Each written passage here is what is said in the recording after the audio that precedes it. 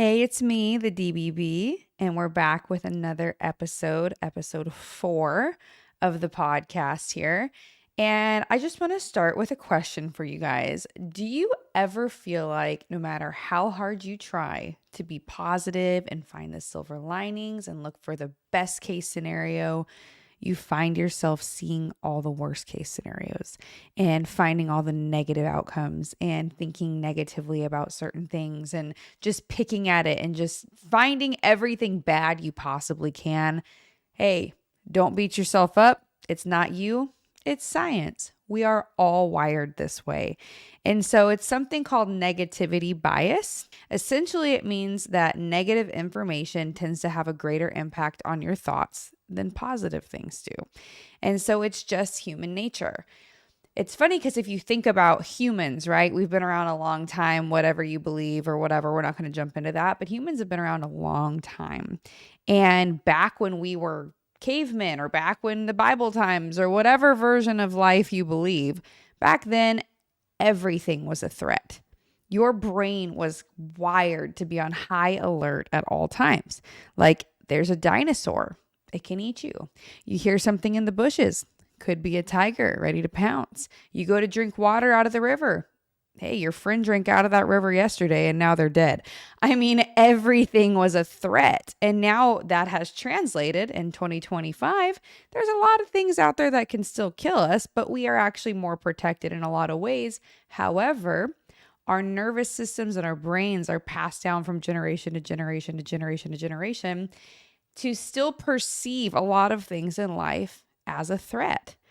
And when I first heard about negativity bias and about how your brains are working to always looking for potential threats, it was back when I hired my first life coach, therapist, somatic healing coach, whatever you would like to call her, Katie Clark. And when she started talking to me about it, it made so much sense because back then I was the most negative, down, depressed version of myself I've ever been, which we'll talk about later. But when she told me, hey, you're not crazy. You're not depressed. You're actually normal. This is what human brains do. They look for negativity and it's self-protection. She worded it in a way that she said, your nervous system cannot differentiate between a saber-toothed tiger chasing you or spilling hot coffee on your lap. To your nervous system, it all feels the same and it's all a threat. And so its job is to protect you from what the outcome can be, right? Kind of feels like we're set up for failure, doesn't it? Like, well, if my brain is wired this way and my nervous system is wired this way, how do I fix it, right? And that's what I want to talk about today. We're going to talk about why we are this way, give some examples of how one negative thought can just spiral into a million negative thoughts that suddenly become a belief. Because if you think about it, one thought is just a thought. And we kind of hit on this in last week's episode about confidence. If you didn't listen to that one, go check that one out too. But we kind of hit on this last week. So a thought, when it just shows up for the first time, it's just one single thought. From there, you get to choose how that thought grows. Is it going to be a spiral down the toilet bowl into negativity where it's suddenly, after so many thoughts and finding so much proof, it's a solid core belief? Or are you going to stop that thought in its tracks, which we'll talk about in a little bit, and turn it into something positive, turn it into something that grows instead of spirals, right? Becoming a positive person, if you're not normally a positive person, or coming out of what society would call a depression. I teeter back and forth on how I feel about those words after doing the type of therapy I did, but for lack of a better term, coming out of a depression, it is not easy. And I can say that with confidence because I've had to do it. And every day it is still an intentional effort for me. There are days where the sun is shining and the birds are chirping and I put on my favorite sundress and I do my makeup and I walk outside and I'm like, life is amazing and every thought I have is positive today and ain't nobody gonna get in my way from having a good day today. And there are other days where I wake up and things just feel really heavy and I revert back to how I used to think, and every single thing is negative. You can't look at me and tell me any different. The sky could be out and the birds are chirping and I'm like, it's too hot, I'm sweaty, I'm going to get a sunburn and then it's going to peel and then I'm going to have skin cancer. Like, There's two different versions of how my brain works, right? And everybody's that way. So when I say it takes intentional effort, I mean every day forever. I wish there was a quick fix and it was magic and you just wake up one morning and you're like, I'm no longer negative. Everything's amazing and I love my life. But really, every day in life, you don't know what's going to come at you. Really, the way you think and the way you feel is going to change daily. But I'm going to teach you ways to at least be in a little bit more control. In how you feel and how you view things so that you can stop that spiral and work on reframing it and going a different direction. So it feels almost like the entire world is set up to show you the negative things. And if you really think about it, let's look at the news, for example, right? Do you ever see positive and amazing and uplifting things in the news? No. Because are you going to remember that somebody won $1 million tomorrow? Or are you going to remember that there was a horrible tsunami that killed 1 million people? Which one do you think is going to stick? Which one do you think everyone's going to be talking about? Which one are you going to remember in a year or 2 years or 3 years? Which one's going to make you go look back at that news website or watch that channel for the next week because you want to keep checking in on what happened, right? Probably the negative thing, probably the tsunami. Cool, someone won $1 million. Go them. Oh my God, a tsunami? I need to go watch that. What if I was in that situation? Negative headlines are always going to get more attention because our brains gravitate toward the negativity. Gravitate toward the negativity. Sweet Jesus, help me. Sometimes I cannot talk and flow, but I don't really edit these, so we just go with it. Anyway, your brains gravitate toward the negativity. So if I'm a reporter, I would much rather put something negative out there that grabs you and you see the headline and you click it and then you keep checking in on the situation. That's how I get paid, right? Is you checking into my stuff. So negative headlines are always going to get more attention. I want to talk about a recent example, right? There was a horrible plane crash and I don't even watch the news, but everybody's talking about it. It's all over your social media. You can't escape this horrible plane crash that killed everyone, right?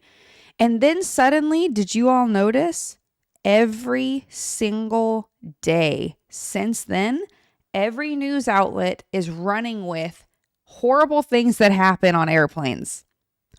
The worst things that happen in airports. What happened on the runway today? A wheel popped off of an airplane and oh my gosh, this one took off and then it had to land again. And by the way, this one had a fire and every single thing that pops up suddenly on my Facebook or if I'm scrolling anywhere is suddenly airport traumatic experiences and airplane traumatic things. Now, these are all probably really normal. Like there's probably bad things that happen in the world of the airlines all the time, but we don't focus on it and they don't talk about it because, hey, this is normal. I should have looked up statistics on this. Maybe somebody else can later, but let's just say 100,000 flights take off in the US every single day. Do you really think all 100,000 of those have absolutely perfect takeoffs, perfect trips, and perfect landings? Probably not, right? The chances of every single flight being perfect every single day are slim to none, right? It's the law of averages. It's a numbers game. There's going to be something that goes wrong, right? But the difference is the news and the media, they highlight everything negative because that's what people are thinking about right now. That's what people are scared of. That's what's bringing emotion out of people and getting them to click on it. There was this horrible airplane crash that hasn't happened in a long time and everybody died and it's awful and it's horrible and it's sad. And as humans, we look at that and we feel it. And it's like, what if I was on that plane? What if someone I know was on that plane? How would I have felt? How did those people feel? And you kind of let it take you over for a little bit, which I think is great part of human nature, not being desensitized to these things, like really letting yourself imagine what would that have been like. But the thing is, the news will take that emotion and the things you're feeling and they'll turn it into, oh, this is what you're clicking right now. Let me show you everything that's gone wrong in the airline industry, right? Fear sells. It's sad, but it's true. Fear sells. So if you're scared of that happening to you, well, hey, I'm going to show you every reason you should keep clicking and reading about all the horrible things in the airline world. I remember back in 2020, when I really started my spiraling depression, for lack of a better term. That was the first time in my life, I would say once COVID started, that was the first time in my life I really started paying attention to the news. I've always been the girl who, I would say, ignorance is bliss has been how I feel. If I don't see it and I don't, like if I don't know about it, then I'm good. I stay in my happy bubble. Like that's just how I've always been. It's how I stayed positive my entire life. I was always positive, and when I say always, I mean 98% of the time. I was the positive person. I was the bubbly person. I was the person that you could not take down with a negative thought because I could immediately flip it and turn. When COVID hit, and I had so many other things happen at that point in my life that we won't get into right now, but I had this swirling tornado of life hit me and just finally took me out in 2020, where I could not find the positives anymore. And I'll say the news really, really contributed to that. Every time you get on, it's about how many people are dying, right? Every time you get on, it's about, is it spreading in your area? Every time you get on, it's about, are masks really working? Every time you get on, it's what's the future going to look like, right? I think COVID hurt all of our mental health in one way or another. And then, go to 2020 with the elections. That's the first time I ever really tuned into the news, and I really tuned into the election, and I really drank the Kool-Aid, and I really went down the rabbit hole and all the things that people were. And I know you all know what I'm talking about. Back in 2020, I was drinking the Kool-Aid, and I had opinions and I had thoughts, and I was depressed, and I was buying Costco packages of everything because what if martial law goes into effect? If Biden becomes president? The things that I believed, and I let them affect me, and they weren't even real. They weren't even real. They were all what ifs. And my brain, it became, for me, it wasn't a thought anymore. It was a belief. It was factual, and it was truth. The things that I was thinking would happen after the election. And when it happened, and the election went the way it went, I was so terrified and mentally prepared for horrible things, and none of them happened. And I remember that was a turning point for me in my depression. Like that was a turning point for me because I realized all of this shit, and I'm going to swear, all of this shit that I have been feeding myself for the last year was bull. Like it was literal shit. And I let it take me down. I let it control how I felt every day. I let it control my emotions. I let it control how I acted. I let it control that I spent $1,000 to have like a bunker in my basement because just in case. I went and bought all my kids' passports in case we needed to flee to Canada. I drank the Kool-Aid and nothing happened that I believed was going to happen. And in that moment, I remember thinking, I'm done. And I definitely swayed way too far the other way again. No more news, no more social media.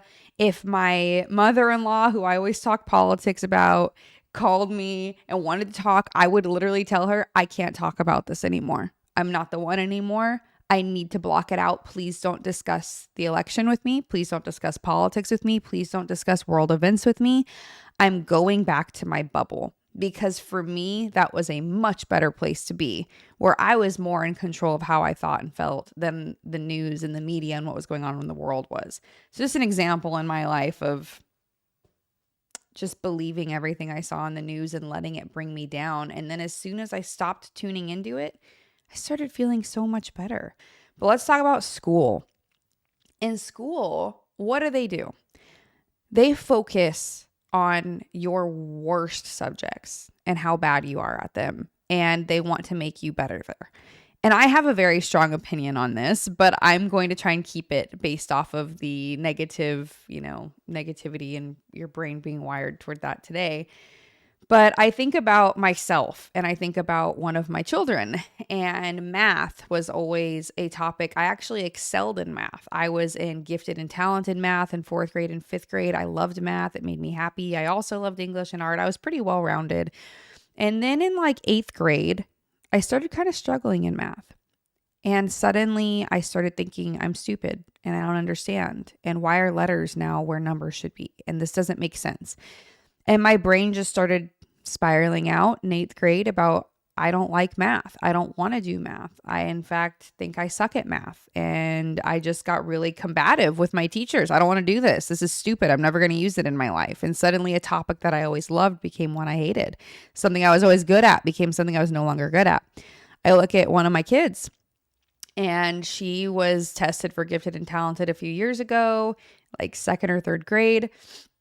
Suddenly she started getting bad grades in math, and that came out of nowhere. And they're progressively getting worse and worse. But what do you think the teachers are talking to her about at school? How bad her math grades are. What do you think they're looking at on the iStation and the maps and all the things Texas does that I still don't understand? Look at her math scores. Her math scores are really low. Yeah. And guess what? She's probably never going to be an accountant. So why are we so focused on that? We're looking at the worst part and making her truly believe she now is to the point where when she even sees a math problem, her entire body freezes and she can't focus because she believes that she sucks at math. I don't think she truly sucks at math. I think that it's become a belief for her because of a year or two of being told that math is not her best topic and getting the big red pins and 60% and 50% on math tests. How do you think that affects kids' brains? If you're told over and over and over again how you're not good at something, do you think it's going to make them want to be good at it? What do you think they're going to start focusing on every day? I suck at this. I'm bad at this. I hate math. I don't want to go to math. I'm going to disassociate during math because I'm never going to be good at it anyway. You know what I'm saying? And so if you're told it over and over again, it's going to keep proving itself, right? And that's what we're talking about, where one thought can just either grow or it can spiral, right? It's going to keep proving itself time and time again. If I sit here and think I suck at math, I'm going to look for all the reasons I suck at math. Just like we talked about last week. If you don't think you're good at sales and you can't be a salesman, you're going to look at all the reasons why you can't talk to people and why you suck at selling, right? Your brain's always going to try to prove itself right. Relationships, right? I've been through this married and single and as a friend. You say something on the phone to a friend, whining or talking negative about a relationship, or you just say a thought that came to your mind and it really wasn't a harmful one.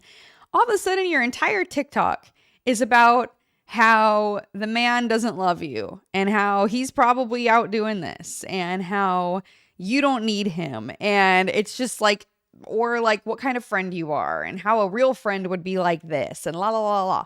And you keep scrolling and it just keeps showing you, the algorithm just keeps showing you what you already were thinking. You thought it once, and then social media is like, girl, you thought it? Now I'm going to make you believe it. And it can affect your relationships, right? Something too about social media or the Netflix TV shows. All like, let's go to single women for a minute, right? There's a trend that happened like a year or so ago called the ick.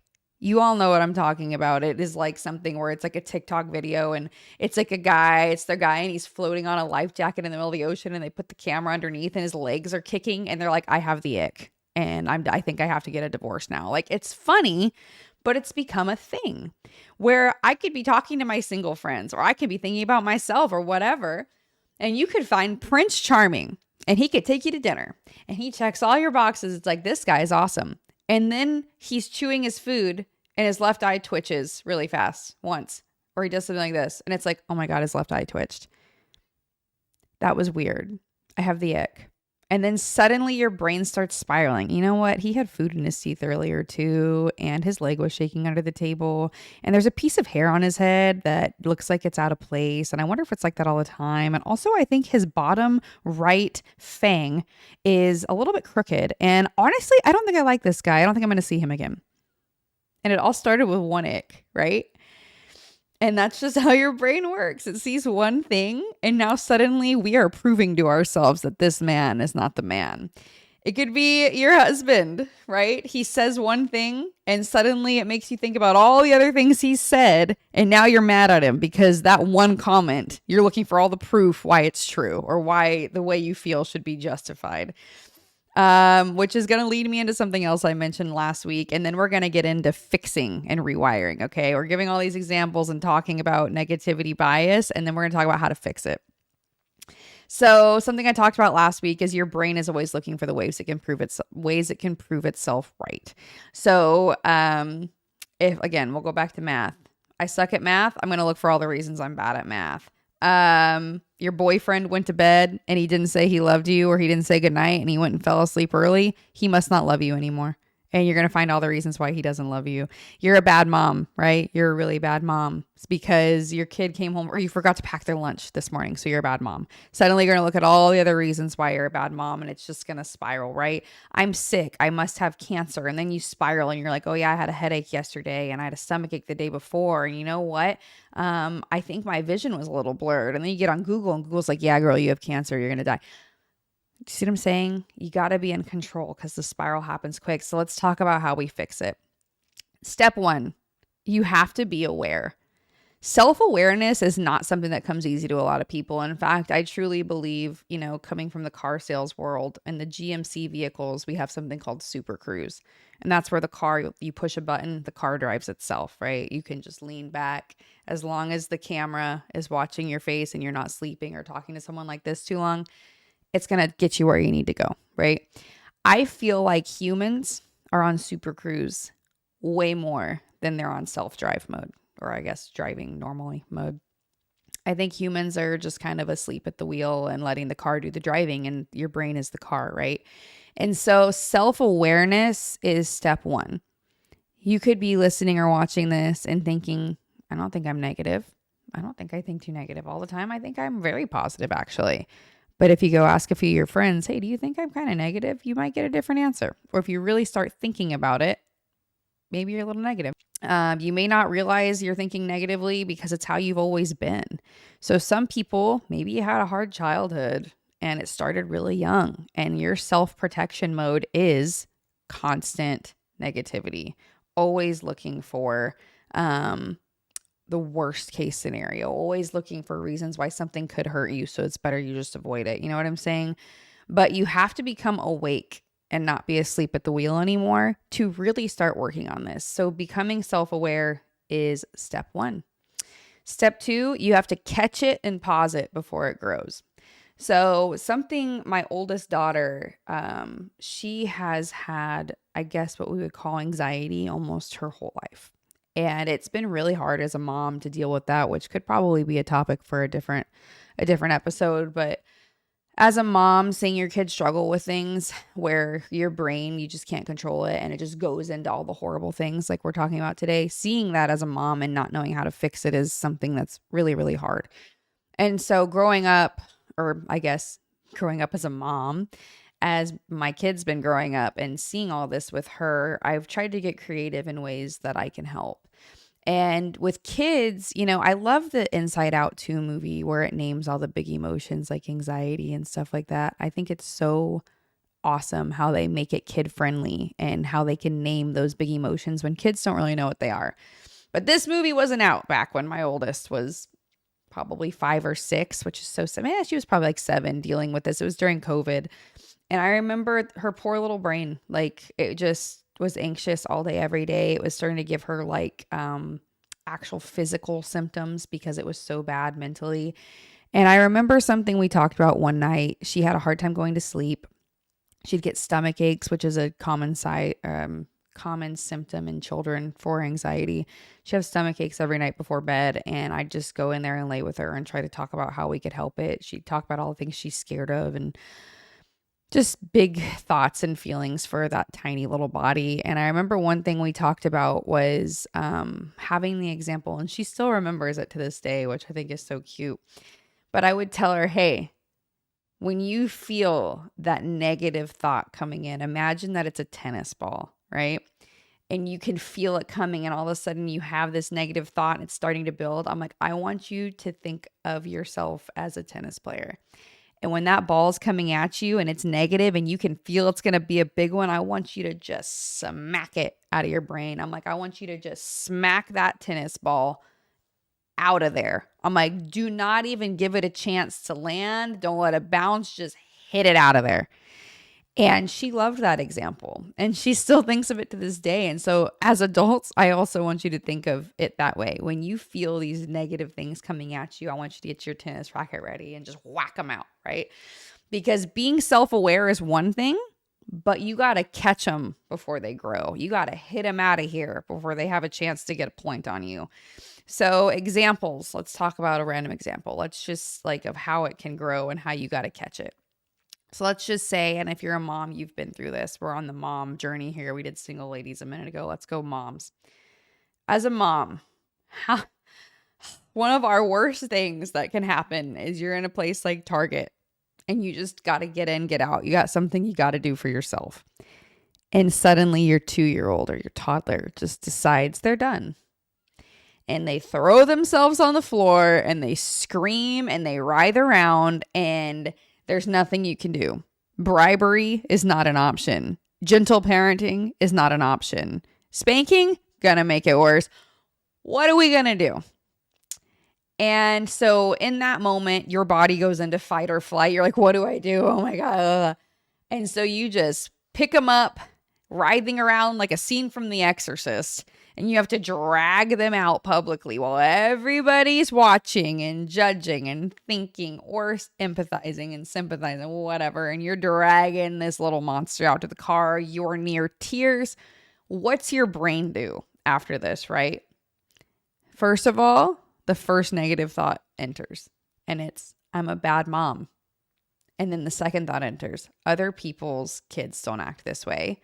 And maybe other moms don't act this way. They don't drag them out of Target like I just did. I wish I was like the other moms.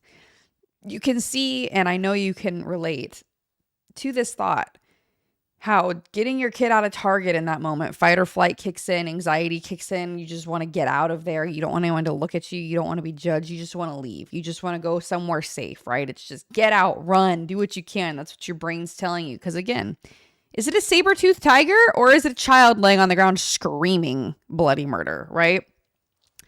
And so what you have to do is as soon as you're aware, and I swear this is what I do in my head and it works, you just have to be really intentional. As soon as it starts doing the spiral, I'm like, stop. Nope. And then you have to do something called reframing. So your tennis ball or your tennis racket whacks the ball, right? You stop it, you hit it out. And then step 3 is reframing. I call it being a professional thought flipper. And back when I was in direct sales, it was actually a training I did all the time. Become a professional thought flipper. And in the therapy world, they would call it reframing. So in this moment, when your brain starts doing the negative spiral about what a bad mom you are and how other moms probably don't act like this and other kids don't act like this because their moms are better parents and blah, blah, blah, blah, blah, you stop it and you reframe it. And reframing and flipping the thought can sound something like this. Being a mom is really hard. My toddler had a long day and he skipped his nap. I did the best I could in this situation that I knew how to today. Every single mom goes through this. The fit he threw doesn't make me love him any less, and it doesn't make me any less of a mom the way that I handled it. He's a human and so am I. We all have our moments, right? Doesn't that sound better than the other thoughts? And aren't those more true? Like if you really step back and think about it, right? When you're reframing, you're actually telling yourself the truth. You're loving yourself where you're at. You're giving yourself grace. You're seeing the situation for what it really is instead of letting the anxiety and the spiral take over. Are you really a bad mom because your son skipped his nap and he's throwing himself around on the floor in Target and you drug him out so that everyone else didn't have to listen to it? No. Is your brain going to try and convince you of that? Yes. But if you really step back and regulate yourself and bring yourself back to your normal state, not heightened, not lowered, just your normal state, and you looked at it from the point of view, let's look at it from a different point of view.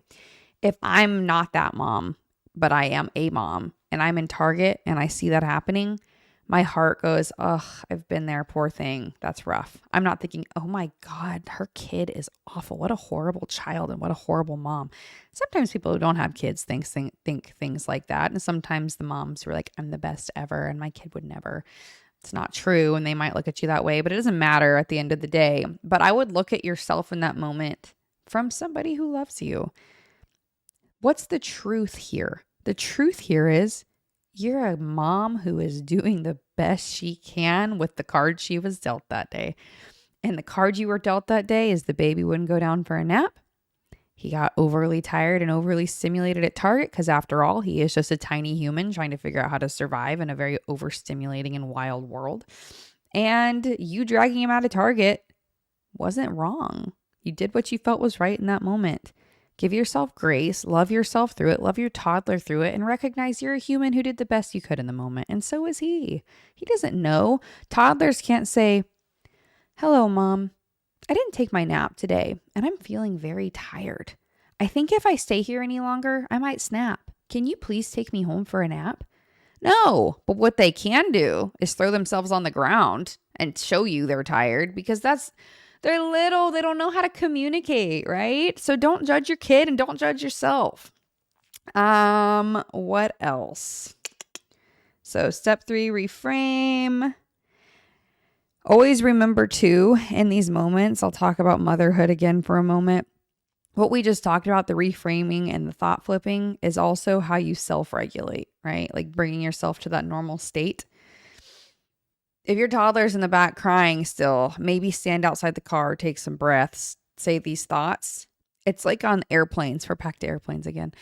It's like on airplanes where they tell you put your oxygen mask on first before you put it on your kids. It's because you can't regulate your child and help them feel better if you don't feel better. You have to learn how to self-regulate first. And once you are calm, cool, and collected, and you've got your brain wired where you need it to be in that moment, check back in as a mom. Go to your kids, say, hey, are we tired? Like, I understand this was a lot today. Let's go home and take a nap. Does that sound good? And then help regulate them, right? They're just little humans. But grace is so important with all of this. Catching the negativity can actually cause negative thoughts of its own too, though. So that's something to be aware of. And that's why we need grace. Because some people might sit here and start thinking, man, now that I'm aware and I'm noticing all these negative thoughts, I'm a really negative person. I suck. People probably don't want to be around me. I'm probably an awful friend. Nobody probably even likes answering the phone when I call. And then the spiral can start because you're becoming self-aware. So please, when you're doing this journey, make sure that you give yourself grace.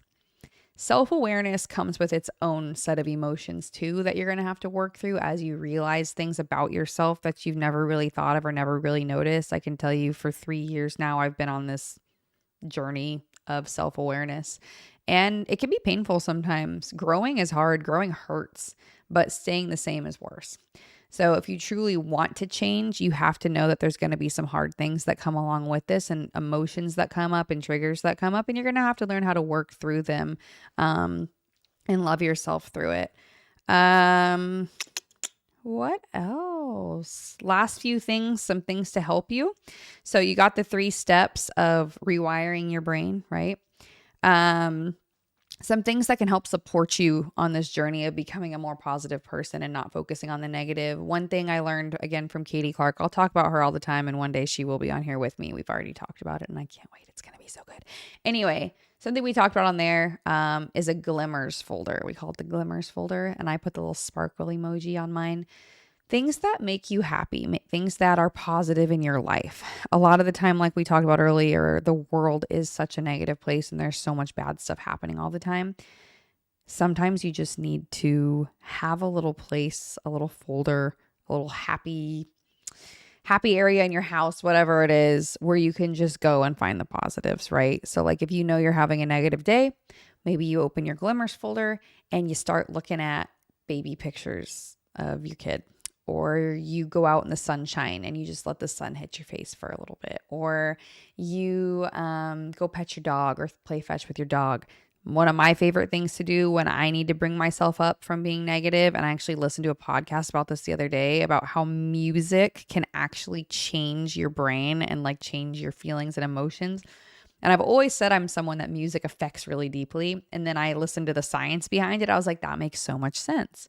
But if you think about it, back in high school, you had a favorite song, right? There's songs that can play and they take you back immediately. Like I can hear Mr. Brightside and I can think of all these different times I was in the car with one of my best friends with the heat on our feet and the windows down, driving around in Montana because there was nothing else to do at 11 o'clock at night. And we're just screaming Mr. Brightside out the windows, right? Or other songs too. And if you play that song, your brain literally takes you back to that moment. And if you need something positive, I highly 10 out of 10 recommend putting on a nostalgic song from your childhood or your teen years that you can just dance around and be a teenager to again and belt at the top of your lungs. That's going to make you feel good too. And it's going to help rewire you in that moment. Another thing is there are going to be a lot of times in your life where you can't mentally bring yourself up. You can't find the positives. You are stuck. And I have been there. And I remember for a year straight, there's a year of my life that I hardly remember. The term they would use is disassociated. I was very disassociated for about a year of my life to where my memories of that time are crying. Literally, I think back to that time and I just think of I was crying on the porch. I was crying in my bed. I was crying on the couch. I was crying on a walk. I was crying in the car. And I just felt so low and so hopeless and everything was heavy and everything was negative and I was a bad mom and I'd have the thoughts that would go so bad, so deep. And this is why it's so important to catch them when you can, as early as you can, because I would have the thoughts, I think they'd be better off if I just left. And I felt so alone in those thoughts, which again is the whole reason I'm doing this podcast. Like that time in my life really led me to this, feeling so alone in those moments where it's just like nobody gets it. Nobody understands. I'm a burden. I'm annoying. I'm negative. My kids would be better if I wasn't around. Getting to that point where again, the one thought builds for a year and becomes just a core belief, that's hard to unravel. And it takes a lot of time, grace, and energy to reframe. But I will say throughout that time when I couldn't be the brain rewirer and the thought flipper and the reframer, I had people who could help me. And a lot of the time I didn't want to hear it. When I'd call my mom and she'd try to tell me the positives, I'm like, Mom, I don't want the positives. I just want to sit here and cry. I just want to be negative. I just want to talk about all the bad things. And she wouldn't let me, right? Like she wouldn't let me. And, I've got my friends, I've got some close friends, my kids, they see you in a different light than you see yourself through those moments. And sometimes you just have to have somebody to lean on. You have to have support. You have to have somebody who will help you see the positives when you can't find them yourself. If your brain is that low, then sometimes you just might need a little extra support from other people who can see it for you and show you. Sometimes it's about being direct too, because who you surround yourself with, what you listen to, what you watch, all of that is going to have an effect on your brain, right? And how you're acting and how you're talking and how you're feeling. And so when you're going through it, sometimes it feels nice. They always say misery loves company. Having a friend who's going through it with you. And I won't say anything bad about that because I've got a friend. I've got a couple friends, but I've got a friend that our rule is literally we can say the worst thing anyone could ever think. And there's no judgment and it goes nowhere. And sometimes we just have to let it out and know that it's not true and that we don't actually feel it. But we just need to have those mornings or those days where we just vent it out and then it's done and it's over and it's fine. But having a safe friend where you can be that version of yourself and just get it out is sometimes good. But again, you got to be careful because if you let yourself having a friend or a family member or a coworker that suddenly like you label them that friend and it's like, oh, we can both just toilet bowl together. And this is what we do. This is how we are. You can start becoming that version of yourself if you do it too often. So save those Use them sparingly when you're trying to feel better. I would also be direct if somebody calls you, you're going through it, they want to go through it, and you're trying to come out of going through it. It's okay to have boundaries and just say something like, hey, I can hear you're going through it right now, but I need you to know I'm going through it too. I'm trying to work on being more positive, and so right now I don't feel like I can be the support you're looking for in this moment. I still love you, but I can't talk about this today. Is that okay? Just cut it off. If you don't want to hear it that day, you're not in a space to hear it, cut it off. Boundaries are really, really good and really, really healthy. It doesn't mean you're a bad friend or a bad daughter or a bad coworker. It just means you know what you can handle. And today it's not that. Another thing you can do is when you call somebody because you want to talk about what's going on, it's really good to be self-aware about what you need. So some days, my mom hates this. Mom, you get all the shout outs. Sorry. Some days I'll call my mom and I'll be like, Mom, I love you. I just want to vent. And I'll just tell her garbage. I just want to get it out, right?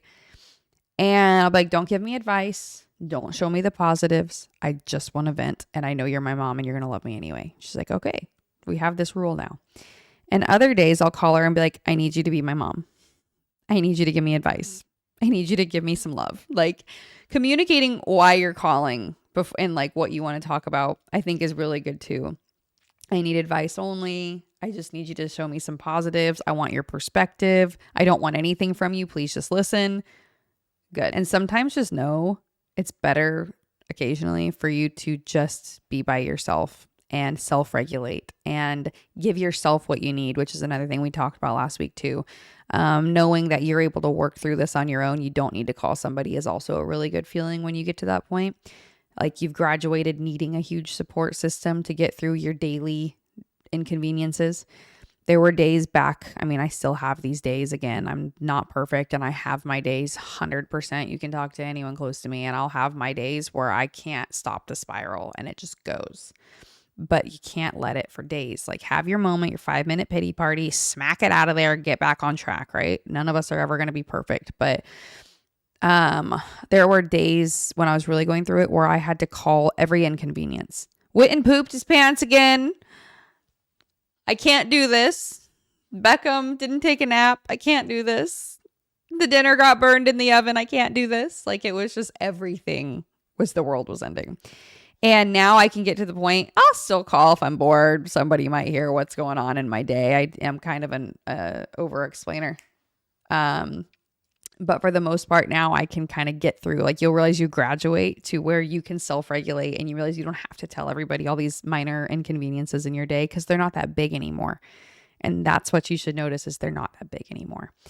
And lastly, making the changes in your life. Sometimes there are people in your life and it sucks to say it out loud and it just is what it is. Sometimes there's people in your life that might be bringing you down. And if you have a conversation with them and talk about it and they don't change, sometimes you have to limit your time with those people while you're trying to work on yourself. Maybe the way you dress, you don't feel good. Like the last couple podcasts I've done, I'm dressed Adam Sandler vibes because it's my day off and I'm comfy. I feel very good and comfortable. But if I were to like go out and like be in public right now, I can't say I'd feel the same, right? So the way you look on the outside can affect how you feel on the inside too. And so I had this thing I did once called the Get Ready Challenge. It was during COVID when everybody was sad and depressed and I was trying to help everybody feel better before I hit my wall. And it was the Get Ready Challenge. And I challenged everybody, even though we have nowhere to go, let's get up and get ready together as if we do, because we'll feel better if we do. And it's scientific too.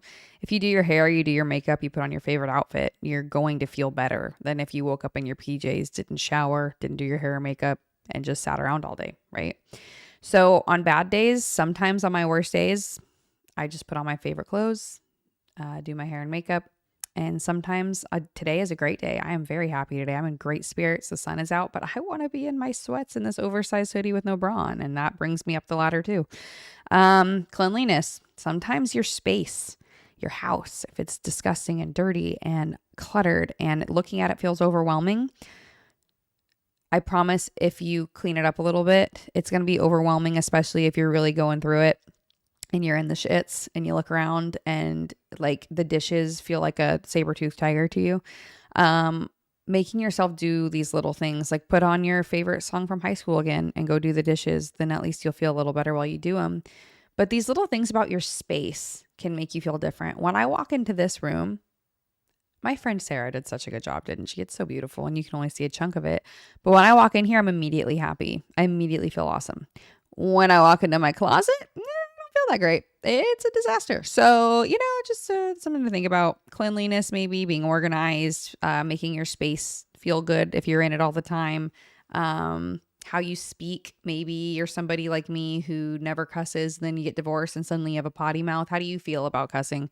Do you feel bad when you do it? Maybe it's time to stop. Anyway, so if you feel good on the inside or good on the outside, it'll help you feel good on the inside. And it also goes vice versa.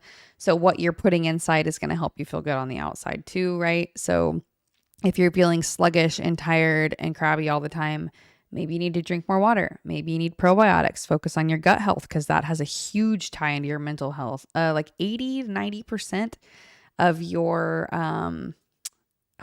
what do they call it? Serotonin, like all the, I am not thinking of the words right now, but you're like chemicals that why hormones maybe? I don't know. My brain just blanked. But anyway, it lives in your gut. So your mood is actually controlled by your gut. So good probiotics, a lot of water, good food, the food you eat, the supplements you're putting about your body, all of that affects how you feel. So a lot of the time, it's time to clean up your diet too. If you got to clean up your circle, clean up your house, clean up your diet, clean up your language, whatever you need to do to make yourself feel better and focus on positivity, like you're rewiring yourself in those ways too, because that all has a negative and positive effect on your brain.